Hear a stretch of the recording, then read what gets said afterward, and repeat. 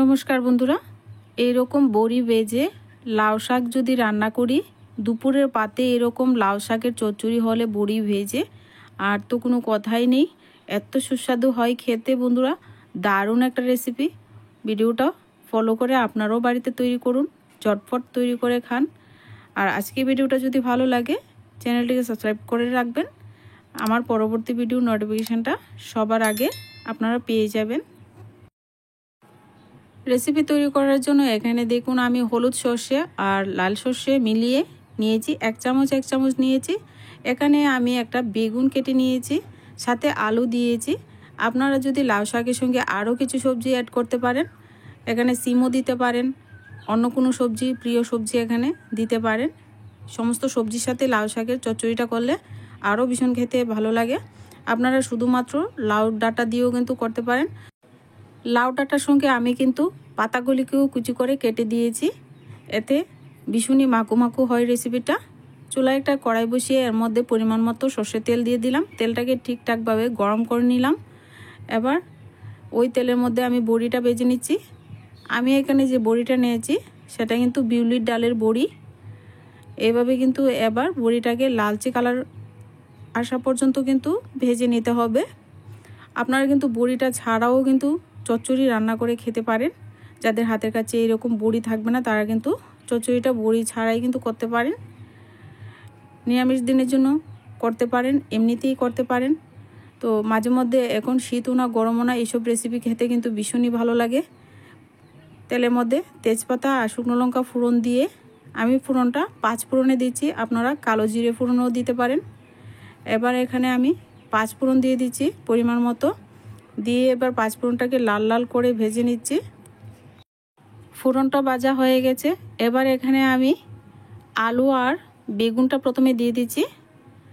আলু আর বেগুন কিছুক্ষণ একটু নাড়াচাড়া করে ভেজে নেব। বন্ধুরা, ভিডিও ভালো লাগলে প্লিজ চ্যানেলটিকে সাবস্ক্রাইব করে দেবেন আর ভিডিওতে লাইক করতে ভুলবেন না। এবার নেড়েচেড়ে কিছুক্ষণ সবজিটা ভেজে নিচ্ছি।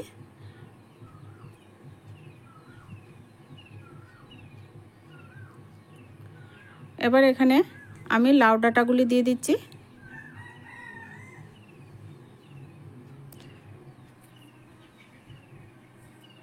লাউ ডাঁটাগুলি দিয়ে এবার পরিমাণ মতো লবণ দিয়ে দিচ্ছি। লবণ সবজির সঙ্গে ভালো করে নেড়েচেড়ে মিশিয়ে দিতে হবে। এভাবে নেড়েচেড়ে মিশিয়ে দিলে সবজি থেকে জলটা দেখবেন তাড়াতাড়ি বেরিয়ে যাবে। তবে লবণ মেখে দিয়ে এবার কিন্তু আমি ঢাকনা দিয়ে ঢেকে দেব। তো 1 মিনিটের জন্য ঢাকনা দিয়ে ঢেকে আবারও ঢাকনাটা উঠিয়ে এবার দেখুন কতটা জল উঠেছে সবজি থেকে। এখানে কিন্তু সবজি থেকে যে জলটা উঠেছে সেটা দিয়ে কিন্তু সবজিটা মোটামুটি সিদ্ধ হয়ে যাবে। এবার এখানে আমি 4-5টা চেরা কাঁচা লঙ্কা দিয়ে দিচ্ছি। এখানে কিন্তু কোনো রকম লাল লঙ্কা আমি ব্যবহার করিনি, আপনারা যদি পছন্দ করেন একটু দিতে পারেন। পরিমাণ মতো হলুদ গুঁড়ো দিয়ে দিলাম, দিয়ে এবার দিয়ে দিচ্ছি ভাজা জিরা ধনে গুঁড়ো, ছোটো চামচে 1 চামচ দিলাম। এবার আমি আগে থেকে সর্ষেটা বেটে রেখেছি, সর্ষেটা দিয়ে দিলাম। এখানে আপনারা পোস্ত বাটাও দিতে পারেন।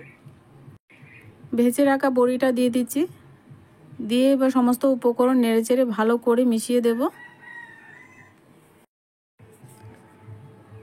সবজিটা ভালো করে নেড়েচেড়ে সমস্ত মশলার গায়ে কিন্তু এইভাবে নেড়েচেড়ে মিশিয়ে দেব, যাতে করে চচ্চড়িটা খেতে ভীষণই ভালো লাগবে। এবার দেখুন এখানে আমি একটু 1 চামচ ময়দা গুলে রেখেছিলাম, এভাবে গোলাটা দিয়ে দিলাম। এভাবে যদি গোলাটা দেন সবজির মধ্যে, সবজিটা কিন্তু মাখু মাখু হয়ে যাবে।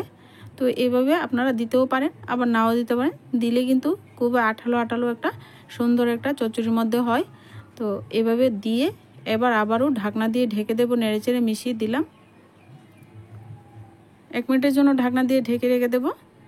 1 মিনিট পর বন্ধুরা এবার ঢাকনাটা উঠিয়ে দেখুন কতটা জল উঠেছে। তো এবার কিন্তু আবারও নাড়াচাড়া করব।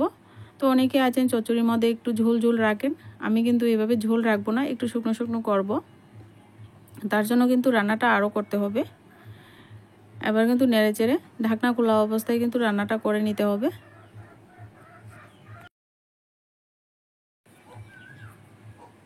এবার দেখুন ঢাকনাটা খোলা অবস্থায় কিন্তু নাড়াচাড়া করতে করতে ঝোলটাকে একদম আঠালো আঠালো করে নিয়েছি। তো এইভাবে কিন্তু অনেকক্ষণ নাড়াচাড়া করতে করতেই কিন্তু রান্নাটা করতে হবে। তো দেখুন কতটা মাখো মাখো হয়েছে আর কতটা সুন্দর হয়েছে রেসিপিটা। এবার কিন্তু আর বেশিক্ষণ চুলায় রাখবো না, এবার কিন্তু নামিয়ে পরিবেশন করে নেব। নামানোর আগে চেক করে নেবেন সবজিটা ঠিকঠাক সিদ্ধ হয়েছে কিনা। এইভাবে বন্ধুরা ঝটপট রেসিপিটা তৈরি করুন আর ঝটপট খান। কেমন লেগেছে বন্ধুরা ভিডিওতে কমেন্টের মাধ্যমে জানাতে ভুলবেন না। আশা করছি ভিডিওটা অনেক ভালো লেগেছে। তো আজকে ভিডিওটা যদি ভালো লাগে ভিডিওতে লাইক কমেন্ট করবেন আর চ্যানেলটিকে সাবস্ক্রাইব করে দেবেন। আজকে ভিডিওটা বন্ধুরা এই পর্যন্তই, দেখা হচ্ছে নেক্সট ভিডিওতে। ভালো থাকবেন, সুস্থ থাকবেন।